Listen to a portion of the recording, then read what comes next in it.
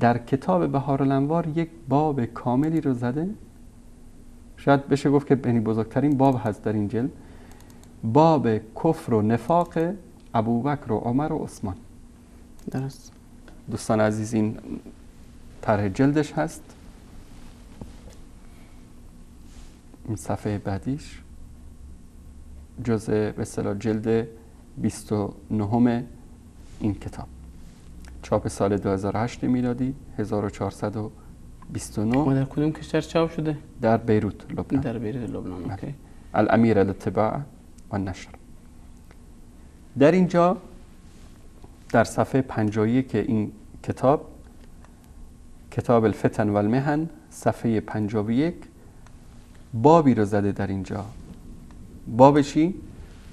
باب 20 3 نقطه و فضای اعمالهم و قبای آثارهم و فضل تبری منهم 3 نقطه. اگر شما باز لطف کنید، من همینو باز از شاید چاپ های قبلیش باشه پیش من هست، اگر از آن لطف کنن، اینم بهارالانوار دارالرضا اینو چاپ کرده. دقیقاً در این چاپی که پیش من هست جلد 30 هست، دقیقاً همون صفحه کفر و ثلاثه کفر، جای اون 3 نقطه کفر اومده. بله. مهرم که اینجا هست، مرکز تحقیقات کامپیوتر علوم اسلامی است، مهر که اینجا دیده میشه رو هر صفحه زده. بله. من از اینترنت گرفتم. کفر الثلاثه و نفاقهم و فضائح اعمالهم و قباح آثارهم و فضل التبری منهم و لعنهم. دقیقاً همون کفر و نفاق رفته نقطه چین کرده، کسی ندونه جز خودشون بدونه. و هنوز می‌خواستن در رابطه با این یک مطلب نشون بدم. من چاپ ایران جدیدشون بازم بهار نشون میدم که تحریف شده. از اگر لطف کنن در بهارالانوار این چاپ جدیدشه، حالا سال 88 فکر کنم دقیقاً همینجا باب 20 آورده، اما هیچ عنوانی براش ذکر نکرده که این باب 20 منظورش چیه. در صورتی که در اینجا باب 20 کفر ثلاثه، نفاق ثلاثه خالی همون آورده. بله. در این صفحه 252 در اینجا روایت را از پیامبر صلی الله علیه و آله و سلم میارن که در اینجا پیامبر بر قبر یکی از به اصطلاح منافقین ایستاد و عمر ایشون رو به اصطلاح منع کرد از این کار. بعد ایشون فرمودن که وای بر تو میدونی که من چی گفتم؟ من گفتم که خدایا قبر این رو پر از آتش بگردان و درون این رو پر از آتش بگردان و آتش رو بر او برسان. ببینید، یعنی حتی اگر اینها اومدن و با مسلمان ها نماز جنازه هم خوندن، نماز جنازهشون به این شکل خواهد به صورت فحش و ناسزا و لعنه. نمیان اونجا بر میت مسلمان ها طلب مغفرت بکنن، میان که اونجا چیکار بکنن؟ برای طلب عذاب بکنن. در صفحه 252 در اینجا هم همین مطلب در مورد صحابه ذکر شده.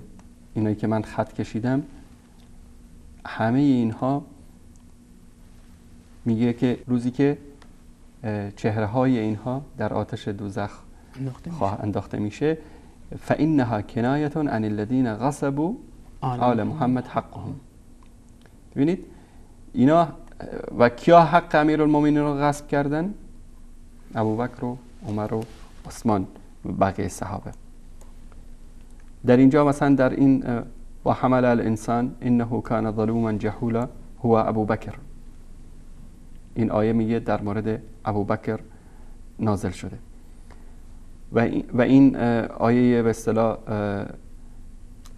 قرآن کریم رو گفتن در مورد عمر و عثمان نازل شده. و در این مطلب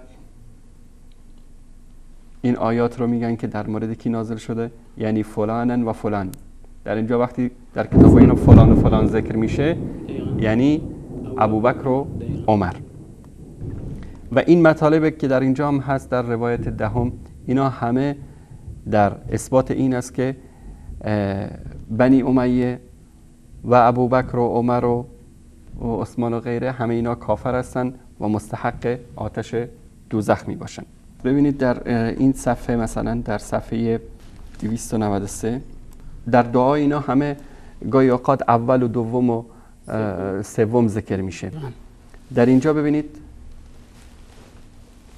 در اینجا میگه که این کنایه های سگانه رو الاول ابی بکر درست و عمر و عثمان. در اینجا میگه که المراد بالکنیات ابا بکر و عمر و ابا عبیده و قالوا راجعا الى بنی امیه. گفتن مراد بعد میگه به بنی امیه. بله. در اینجا یعنی این اقرار از خودشون هست که این کنیه ها در مورد این اشخاص اومده. پس در دعایی که اینا لعن و نفرین میکنن اول و دوم و سوم میگن مراد کی است؟ ابوبکر و عمر و عثمان و غیره. در صفحه 295 همون باب کفر ابوبکر و عمر و عثمان که در کتاب بهار الانوارشون هست. در اینجا ببینید در روایت 139 این کتاب جدید هست، چاپ جدیدی که تحریف کردن. ان المراد بفلان نقطه چین ای الجن المذکور فی الآیه نقطه چین، در آخر والعکس بان یکون المراد بفلان نقطه چین. متوجه شدید؟ درست. بله همون نقطه چین است، دقیقاً مثل همون چیز. من وقتی که به نسخه اصلی این کتاب مراجعه بکنیم، همون نسخه‌ای که شما در اختیار دارید، صفحه 270 کتاب الفتن و المحن باب 20 ان المراد بفلان عمر ای الجن المذکور فی الآیه عمر.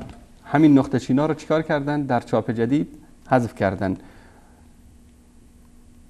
و علی الاخیر یحتمل العکس بان یکون المراد بفلان کی؟ ابا بکر. در اونجا چی بود؟ نقطه چین بود. بله. ببینید این شیطانی که در این آیات ذکر شده مراد کی است؟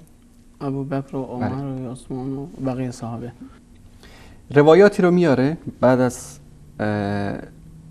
173 تا روایت میارم.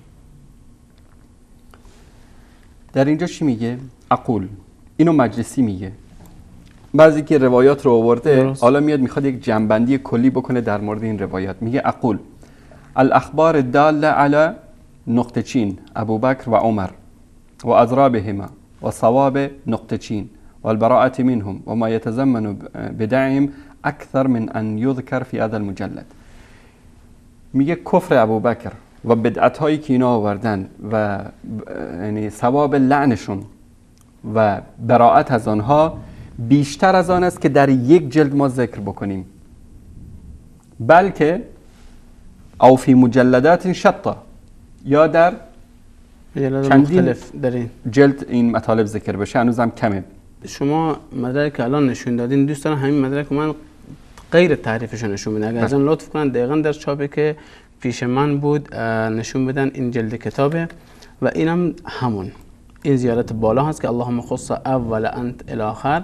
پایین میاد که و زیارات مشحونة بامثال ذلك اقول الاخبار الداله على کفر ابی بکر و عمر و اضرابهما و ثواب لعنهم و البراءة منهم. بله دوستان این سفر هم نشون بدن و اون سفر هم نشون بدن. ببینید دقیقاً در چاپ جدید اینجا نقطه چین گذاشتن و در چاپ قدیم ابوبکر و عمر ذکر. و عجیبه که جناب صادق چاپ جدیدی که گفتم سال 88 چاپ شده داخل اون فلان و فلان آورده به جای. اگر اون هم لطف کنن عزیزان دقیقاً بیان اینجاست. اقول الاخبار الداله علی کفر فلان و فلان. در چاپی که پیش شما بود فلان و فلان اسمشون هست اما کفر نیست، اما اینجا کفر هست و فلان و فلان. در چاپ اصلی قدیمی کلا واضح است که تعریف نشده و چی هست.